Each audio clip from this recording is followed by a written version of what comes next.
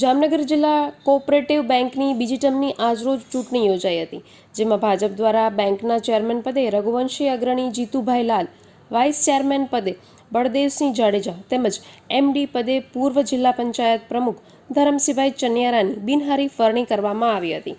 તેમજ એપેક્સ બેંકના ડાયરેક્ટર તરીકે મુળુભાઈ બેરા યથાવત રહેશે. આ તકે કેબિનેટ મંત્રી રાઘવજીભાઈ પટેલ, મુળુભાઈ બેરા, અશોકભાઈ લાલ, નીરજભાઈ ચાવડા સહિતના બેંકના પૂર્વ પદાધિકારીઓ ઉપસ્થિત રહ્યા હતા.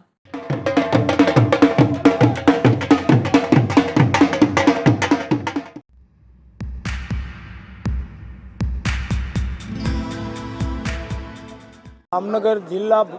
સહકારી બેંકની ચૂંટણીમાં બીજી ટર્મ માટે પદાધિકારીઓની આજે ચૂંટણી યોજાયેલ. આ ચૂંટણીમાં ભારતીય જનતા પાર્ટીના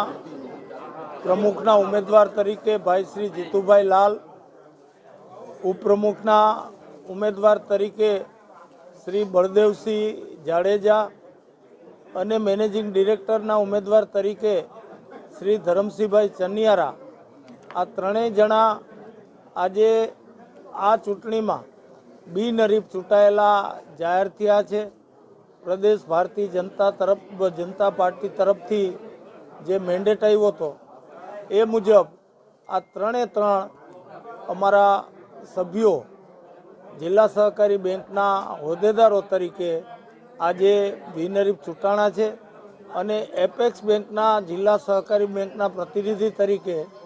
મુળુભાઈ બેરા યથાવત ચાલુ રહે છે.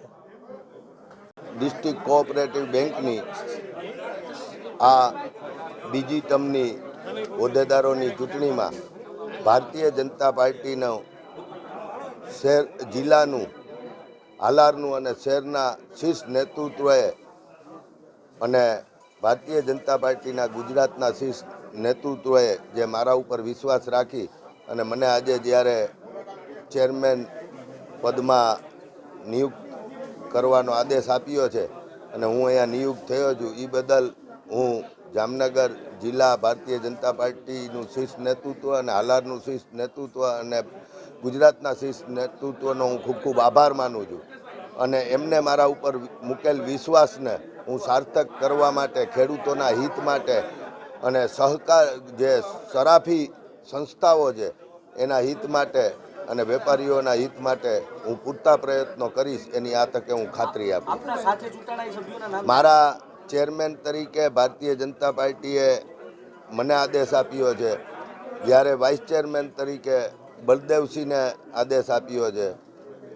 એમડી તરીકે ધરમસિંહભાઈ ચનિયારાને આદેશ આપ્યો છે અને એપેક્સ બેંકના ડાયરેક્ટર તરીકે અમારા કેબિનેટ મંત્રી માનનીય શ્રી મુળુભાઈ બેરા યથાવત તરીકે ચાલુ છે. અમે ચારેયને પાર્ટીએ જે રીતે વિશ્વાસ મૂકી અને આદેશ આપ્યો છે, હું એટલી ખાતરી આપું છું કે પાર્ટીના સાથે સંકલન કરી અને ખેડૂતોના અને સરાફી મંડળીઓના અને વેપારીઓના હિતમાં કાર્ય કરીશ અને મારા સૌ ડાયરેક્ટરોએ જે મને આમાં સહકાર આપ્યો છે એ સૌ ડાયરેક્ટરોને પણ હું સહકાર આપેલ કે ગેરહાજર છે સૌને હાજર રાખી અને હું આ નેતૃત્વ નિભાવવાનો પ્રયત્ન કરીશ